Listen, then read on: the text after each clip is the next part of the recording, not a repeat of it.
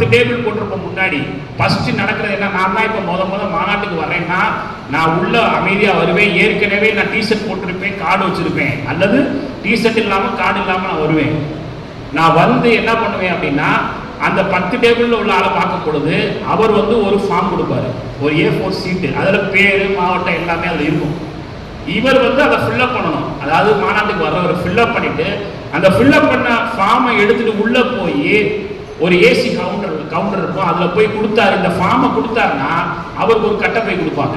அந்த கட்டப்பைக்குள்ள water can, சான்றிதழ், mic, அந்த கட்டப்பையில் வேல்யூ 200 ரூபா இருக்கும். அதை கொடுக்கணும். அதை வாங்கிட்டு அவர் உள்ளே போய் மாநாட்டில் கலந்துக்கிட்டு மாநாட்டில் இருக்கும் பொழுது அதுக்கப்புறம் அந்த மாநாட்டில் ஸ்டேஜில் மாநாட்டினுடைய வேலைகள் எல்லாம் வந்து இருக்கும். அப்புறம் மதிய உணவுக்கு போவார், செல்ஃபி பாயிண்டில் வந்து ஃபோட்டோ எடுப்பார், சாதனை மனு நிகழ்ச்சியில் கலந்துக்கிடுவார், அங்கே நண்பர்களோட பேசுவார். மாலை 5 மணிக்கு முடியும். இதுதான் வர்றவருடைய வேலை. அரங்கத்துக்குள்ளே வர எல்லாருக்குமே வந்து சான்றிதழ் வழங்குகிறோம். அதே மாதிரி அரங்கத்துக்கு வர அனைவருக்கும் வந்து இந்திய அரசமைப்பு சட்டத்தினுடைய முகவுரை கொடுக்கும். அந்த முகவுரையில ஒரு கேப் கொடுக்குறோம். அந்த கேப்ல போட்டோ ஒட்டி ஃப்ரேம் பண்ணி அவங்க வீட்டில் மாட்டணும்னு சொல்றோம். அதுக்கப்புறம் உள்ள வராரு, உள்ள வந்துட்டு அந்த வெல்கம் கிட்ட வாங்கிட்டு போயிடுறாரு. 2 பக்கம் பார்த்தீங்கன்னா கொண்டாட்டத்தின் விளைவாக ஒரு 4 இடத்துல வந்து அவங்க நின்று போட்டோ எடுக்கிற மாதிரி ஏற்பாடு பண்றோம். இந்த மாதிரி ஸ்டேஜ் போட்டு ஒரு பேக்ராப்ல வந்து ஒரு ராஜா உட்கார்றதுக்கான ஒரு பெரிய சேர் போடும். யார் வேணாலும் அதில் உட்கார்ந்து போட்டோ எடுத்துக்கலாம். பின்னாடி நம்முடைய மாநாட்டு லோகோ இருக்கும். அதே போல வந்து இன்னொரு செல்ஃபி பாயிண்ட் போடுறோம். அதில் வந்து நம்முடைய ரெகுலர் லோகோ, தகவல் பெறும் உரிமைன்னு நம்ம எல்லா இடத்துலையும் கொண்டு போகிற அந்த லோகோ இருக்கும். அதில் முன்னாடி வந்து பத்திரிகையாளர் சந்திப்பில் வந்து மைக்கில் பேசுவாங்கல்ல, இந்த தலைவர்லாம் இப்போ பேச, அது மாதிரி மைக் செட்டப் வச்சுக்குவோம். எல்லாருமே நின்று போட்டோ எடுத்துக்கலாம் மைக்கில் பேசுகிற மாதிரி. அதுக்கப்புறம் வந்து இந்திய நாட்டினுடைய தேசிய கொடி, அதை வந்து பேக்ட்ராப்பில் இருக்கும். அந்த பேக்ட்ராப்பில் நீங்கள் ஃபோட்டோ, இந்த சான்றிதழ் இருக்குது. இந்த சான்றிதழ் தான் எல்லாரும் கொடுக்க போகிற, இதெல்லாம் அடித்து வந்துருச்சு. அதே போல் நம்முடைய முகவுரை, மாநாட்டின் தமிழ் தாய் வாழ்த்து பாடிய உடனேயே இந்த முகவுரை வாசிக்கப்படும். இந்த முகவுரை அங்கு இருக்கக்கூடிய 2500 பேர் வாசிக்கணும். இந்த முகவுரையை வந்து நீங்க அனுமதிச்சீங்கன்னா என் மயனை வாசிப்பார் மைக்ல, 3ஆம் வகுப்பு படிக்கிறாரு, நீங்க எல்லோருமே சொல்லணும் அப்படிங்கிறத நான் கேட்டேன். அனுமதி ஓகேவா? அப்ப போய் இதை படிக்க சொல்லுவோம், படிக்க சொல்லுவோம்.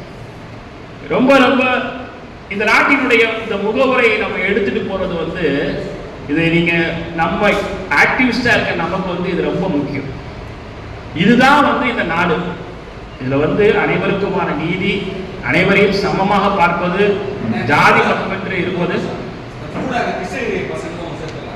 எதுல ரித்தீஸ்வரர், இது அவங்களுக்கு கொரியர் பண்ணிக்கலாம். குட், எல்லாரும் பண்ணிக்கலாம். நல்ல யோசனை. ரித்தீஸ்வரன் பாப்பா எல்லாரும் சேர்ந்து வாசிக்கிற மாதிரி. வெரி குட், நல்ல யோசனை. ரித்தீஸ்வரன் யாருன்னு தெரியுங்களா? 2ஆம் வகுப்பு படிக்கக்கூடிய மாணவ நண்பர்லாம் நம்ம போட்டிருக்கோம். அவர் வாசிப்பாரு. Very good Muruganandam. அவரோட இணைஞ்சு என்னுடைய சன் எல்லாம் வாசித்து இதை கொண்டு போகிறோம். அதுக்கப்புறம் அவர் தலைமையில் தீர்மானங்களை காலையிலே நிறைவேற்றோம்.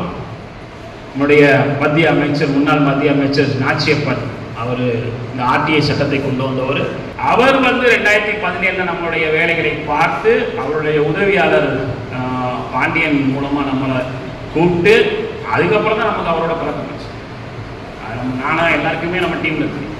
நம்மளை அவர் அழைத்து பேசி அதுக்கப்புறம் அவரோட பெருசாக போயிட்டு 2019 நம்மளோட நிகழ்ச்சிகளை கலந்துக்கிட்டாரு, புஸ்தக வெளியீட்டு நாளில் கலந்துக்கிட்டாரு. அப்புறம் நம்ம ஃப்ரீயாக ஓய்வு நேரங்களாக இருக்கும் பொழுது சிவகங்கைக்கு டெல்லியில் செட்டில் ஆகிட்டாரு. ஆனால் ஓய்வில் வந்து சிவகங்கையில் இருக்கும்போது, மதுரையில் இருக்கும்போது அழைக்கிறாரு. நம்ம போய் பார்க்குறோம். இப்போயும் கூட போன வாரம் ரொம்ப நேரம் பேசிக்கிட்டு இருந்தார். மாநாடுடைய அப்டேட் நிறையா கேட்டுக்கிட்டாரு. என்னென்ன பண்ண போகிறீங்க, எப்படி இருக்கும் அப்படின்னு. அது மாதிரி நிறைய சொல்லியிருக்கோம். அவர் பேசுகிறாரு, நிக்கில் டே பேசுகிறாரு. அதுபோக இந்த மாநாட்டில் நேற்று பார்த்துட்டு வந்த அடிப்படையில் 1800 சேர் போட்டு பெரிய ஏசி ஹால், நம்ம ஏசி ஹால் தமுக மைதானத்தில் பிடிச்சிருக்கோம். 2 ஹால். அது அது அது ரெண்டே நம்ம ஒரு 2 லட்ச ரூபா வரைக்கும் கொடுக்குறோம். அதோட வந்து உணவு ஏற்பாடு, உணவு கூடம், இது எல்லாமே போட்டிருக்கோம். எல்லாத்துக்குமே வந்து குழுக்கள் அமைக்கப்பட்டிருக்கு. குழு என்று குழுக்கள் அமைக்கப்பட்டிருக்கு. அந்த குழுவில் பார்த்தீங்கன்னா நம்ம ரிசப்ஷன் கமிட்டி, அப்புறம் உணவு குழு, அப்புறம் விருது குழு, விளம்பரம்லாம் நிறைய செய்யணும் விரும்பி நிறைய விளம்பரங்கள் எல்லாம் இப்போ நல்லா போக ஆரம்பிச்சிருச்சு. அந்த அடிப்படையில் இப்போ கூட உங்களுக்கு வந்து நம்ம போஸ்டர்ஸ் எல்லாம் டிஸ்ட்ரிபியூஷன் பண்ண போகிறோம். அதுக்கப்புறம் வந்து தீர்மானம் சம்பந்தமாக இப்போ கேப்டன் அவர்கள் வந்து அப்டேட் பண்ணுவாங்க. தீர்மானத்தை ஜூலை 5ஆம் தேதிக்குள்ள இறுதி செய்து அதை வந்து நம்ம சிறப்பிதழில் பிரிண்ட் கொடுக்கணும். அந்த வேலையை அவர் பொறுப்பெடுத்து செய்கிறார். அவர் தலைமையில் டிசைன் மற்றும் விளம்பர குழு சம்பந்தமாக விளம்பரம் சம்பந்தமாக இப்போ இருந்து என்ன உங்களுக்கு ஒரு அறிவுறுத்தல் அப்படின்னா, உங்க புகைப்படத்தை போட்டு நீங்கள் வந்து உங்களுடைய மாநாட்டு விளம்பரங்களை ஸ்டார்ட் பண்ணுங்க. மாநாடு வெற்றி பெற வாழ்த்துக்கள் அப்படின்னு போட்டு ஜாதி அமைப்புகள், கட்சி அமைப்புகள், மத அமைப்புகளுடைய பேர் இல்லாமல் நீங்கள் ஒரு ஜாதி அமைப்புலையோ அல்லது மத அமைப்புலையோ ஒரு கட்சியிலே நீங்கள் இருக்கலாம். எல்லோருக்கும் அது ஒரு இயல்பான ஒன்று நம்ம குடியிருக்கிற பகுதிகளில். ஆனால் அந்த பேர்களை இதிலேயே பயன்படுத்தாமல் ஒரு ஃபிரோஸ்கான் இருக்காருன்னா ஃபிரோஸ்கான் பெருவாக்கோட்டை அப்படின்னு போட்டு நம்முடைய ஆர்டிஐ மாநாடு வெற்றி பெற வாழ்த்துக்கள் அப்படின்னு ஒரு ஸ்லைடு ரெடி பண்ணி அவர் என்ன பண்ண ஆரம்பிக்கலாம், அவருடைய முகநூலில் பகிர ஆரம்பிக்கலாம். அது மாதிரி நிறைய அந்த மாதிரி போடும் பொழுது கேம்பெயின், நம்ம கேப்டன் சொன்ன மாதிரி வாட்ஸ்அப்பில் ஃபேஸ்புக்கில் எல்லாம் கேம்பெயின் பண்ணுங்க. வருது மாநாடு, வருது மாநாட்டுக்கு வர்றாரு வரலைங்கிற கவலையே நமக்கு யார் மீது நமக்கு வேணாம். எல்லோருமே இனிமே வருங்காலங்களில் முகமது யூசுஃபா இருக்கட்டும், விமலா இருக்கட்டும், லோகநாதனா இருக்கட்டும், அருள்வேணி எல்லாருமே உங்கள் புகைப்படத்தை போட்டு உங்கள் வாழ்த்துக்களை தெரிவித்து போட ஆரம்பிங்க. லோகோவை எந்த விதத்திலும் டேமேஜ் பண்ணாதீங்க தயவுசெய்து. அந்த லோகோவை டேமேஜ் பண்ணாமல் லோகோவை யூஸ் பண்ணுங்க, ஆனால் லோகோவை டேமேஜ் பண்ணக்கூடாது. ஏன்னா இந்த லோகோ வடிவத்தை நம்ம கெடுத்துடக்கூடாது. அது வந்து ரொம்ப சிரத்தையோடு வந்து பேனா பிடிச்சிருக்கிறது, ஆர்டிஐ மனுவை பிடிச்சிருக்கிறது, 10 ரூபா ஸ்டாம்பு, மதுரையினுடைய அடையாளங்கள், கோவில்களை, திருவிழாக்கள் மகளை, தெப்பகுளத்தை எல்லாம் நம்ம அடையாளப்படுத்தியிருக்கு. அந்த லோகோவே வந்து முழு கதை சொல்கிற மாதிரி பண்ணிடலாம். அதை நீங்கள் டேமேஜ் பண்ணாமல் வாழ்த்துக்கள் கொடுங்க.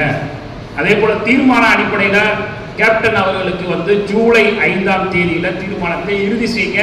யார் வேண்டுமானாலும் எந்த தீர்மானத்தை வேணாலும் முன்மொழியலாம். அந்த அடிப்படையில் நீங்கள் தீர்மானங்களை முன்மொழியுங்க.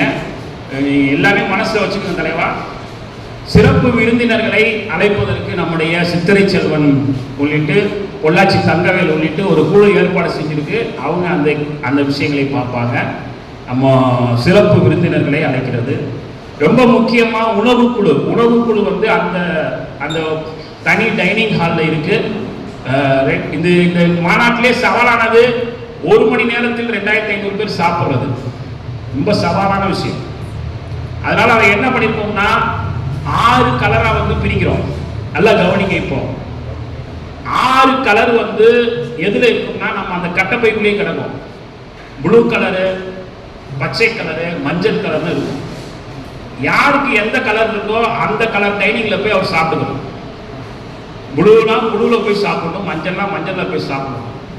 அதை நம்ம வகுத்து போட்டு ஒவ்வொரு 6 டைனிங் மொத்தம் அந்த பெரிய ஹாலில் 6 டைனிங் ஏற்பாடு பண்ணியிருக்கோம். இந்த 6 டைனிங்கில் அந்தந்த கலரில் போய் அந்த கட்டப்பையில் என்ன கலர் இருக்கோ அங்கே போய் சாப்பிடணும். அப்படி சாப்பிட்டா ஒரு டைனிங்கில் நம்ம வந்து சரியாக 2000 வந்து 6ஆல் வகுத்து ஒரு 300 பேருக்கு உடனே உணவு போடுற மாதிரி ஏற்பாடு. மேடை அலங்காரம் 30க்கு 20 சைஸ்ல மேடை போடுறோம். மேடையுடைய ஹைட்டு 4 அடி இருந்தா போதும். அதுக்கு மேல ஹைட்டா போயிட்டா நம்ம மக்கள் பார்க்கும் போது கழுத்தை உயர்த்தி பார்க்க மாதிரி ஆகும் சொல்லிட்டு 4 அடி ஹைட்ல 30 அடி லென்த்ல 20 அடி அகலத்துல அந்த மேடை அமைக்கப்படுது. மேடை பக்கத்துல LED திரை அமைக்கப்படுது. அது எல்லாமே இந்த நம்முடைய இந்த லே அவுட்ல வந்திருக்கு. நீங்க லே அவுட்டை நல்லா ஒரு தடவை வாட்ச் பண்ணிக்கோங்க. அதுபோக அந்த மேடை சம்பந்தமான விஷயங்களை எப்படி கையாளுறது அப்படின்னு சொல்லி அதை பொறுப்பாளராக நம்முடைய கேப்டன் தியாகராஜன் வந்து பொறுப்பெடுத்து வேலை செய்வார். சிறப்பிதழ் வந்து தயாரிக்கப்பட்ட பிறகு 3000 சிறப்பிதழ்கள் தயாரித்து அந்த அரங்கத்தில் அதனுடைய தயாரிப்பு விலை எவ்வளவா இருந்தாலும் சரி, நம்ம கணிச்சது ஒரு சிறப்பிதழுடைய விலை 200 ரூபாய் வரைக்கும் வர வாய்ப்பு இருக்குன்னு கணிச்சிருக்கோம். அல்லது 150 ரூபா வரும். ஆனால் விற்கிறது வந்து 100 ரூபாய்க்கு தான் விற்கிறோம். சிறப்பிதழ் விற்பனை 100 ரூபா. 3000 சிறப்பிதழ் வரும். அது எவ்வளவு பேர் ஒரு ஆள் 10 கூட வாங்கிட்டு போய் ஊர்களில் இருக்கு, அது யாருக்கு வேணாலும் கொடுக்கலாம். அந்த இடத்துல வந்து அக்கீமுடைய புஸ்தகம் மற்றும் பரஞ்சோதி பாண்டியனுடைய புஸ்தகங்கள் விற்கப்படுது. இந்த விற்கப்படக்கூடிய புஸ்தகங்களுடைய சரிபாதி பணம், இப்போ வந்து அக்கீம் புஸ்தகம் 200 விற்கிறாங்க 400 விற்கிறாங்கன்னா அந்த சரிபாதி பணம் மாநாட்டு நன்கொடையாக கொடுத்துடுறது அப்படின்னு முடிவு. இதே பரஞ்சோதி பாண்டியனுக்கும் இதேதான். இப்போ வந்து பரஞ்சோதி வந்து ஒரு 1 லட்ச ரூபாய்க்கு புத்தகத்தை 50,000 வந்து மாநாடு கொடுத்துடணும். இப்போ நான் என்ன முடிவெடுத்திருக்கேன் அப்படின்னா, இப்போ என்னுடைய புஸ்தகம் நம்முடைய ஆர்டிஐ புஸ்தகம் மாநாட்டு அரங்கத்துல 200 விற்குது அப்படின்னா மொத்த 200 புஸ்தக காசையுமே நான் மாநாட்டுக்கு கொடுக்க போறேன். 500 புஸ்தகம் விற்றாலும் 500 புஸ்தக காசையும் மாநாட்டுக்கே கொடுத்துருவேன். எனக்கு வந்து 1 ரூபா கூட வேணாம். நான் புஸ்தகங்களை மாநாட்டில் எத்தனை விற்றாலும் 500 விற்றாலும் 1000 விற்றாலும் அந்த விற்பனை அத்தனை காசையும் மாநாட்டுக்கே நான் நன்கொடையாக கொடுத்துறேன் அப்படிங்கிறத நான் இந்த நேரத்தில் தெரிவிச்சுக்கிறேன். அதே மாதிரி இந்த மாநாட்டை வந்து ஒளிப்பதிவு செய்யறோம். 3 வீடியோகிராஃபர், 3 போட்டோகிராஃபர், அதுக்கப்புறம் ஒரு ட்ரோன், பறக்கக்கூடிய ட்ரோன். இந்த 3 வீடியோ 3 கேமரா ஒரு ட்ரோன் மூலமாக இதை முழுவதும் பதிவு செய்யறது மொத்த மாநாடையும். அந்த ஒளி மற்றும் ஒளிப்பதிவு விஷயங்களையும் மேடை விஷயங்களையும் பார்த்து கொள்ளக்கூடிய பொறுப்பாக நம்முடைய ஞானசேகர் அவர்கள் வந்து இருக்காங்க. அடையாள அட்டை என்பது இப்ப கொடுக்கப்பட்டு இருக்கு. அடையாள அட்டை கொடுப்பது என்பது உங்களை எல்லாம் உற்சாகப்படுத்தக்கூடிய ஒரு நிகழ்வு. உங்களுடைய போட்டோவை போட்டு அந்த அடையாள அட்டை கொடுக்கும் பொழுது நிறைய பேருக்கு அது வேணும் அப்படிங்கிற எண்ணம் வர்ற மாதிரி அவங்களுக்கு பில்டப் ஆயிருக்கு.